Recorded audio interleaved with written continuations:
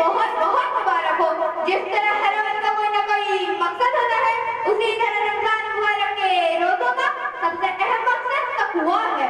हम रोजे तकवा के रखते हैं, तो हमें हर वो काम करना है जिसको करने से अल्लाह और उसके हबीब हज़रत मोहम्मद सल्लल्लाहु अलैहि वसल्लम ने हुक्म फरमाया है। और इसी तरह तकवे का मतलब इस काम से बचना है जिसको करने से अल्लाह और उसके हबीब हज़रत मोहम्मद सल्लल्लाहु अलैहि वसल्लम ने मना फरमाया है। जानना चाहते हैं तकवा क्या है? आइए मैं आपको बताती हूँ। तकवा ये अगर आपकी नमाज कज़ा हो जाए तो सारा दिन सुकून न पाए। तकवा ये अगर आप कोई कानून तोड़े तो आपको शेर मिलेगी महसूस हो। तकवा ये अगर आप वालिदैन से नफरत नहीं करें तो आपको सारी रात बेचैनी महसूस हो।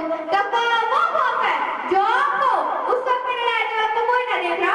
इरशाद बरी तला ईमान वालो, तुम पर रोज़े फर्ज किए गए जैसे तुमसे पहले फर्ज किए गए थे ताकि तुम तकवा से करो।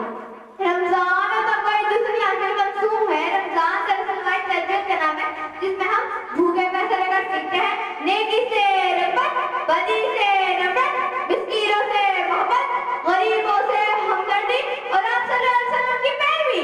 रमजान हमारे प्यारे अल्लाह का महीना है, पर लाज़मी है कि अल्लाह को खुश करने के लिए कुरान पाक की तिलावत, इबादत, सदका, खैरात का अमल जारी रखें। अल्लाह की नेमतें लाज़मी फरमाए, आमीन।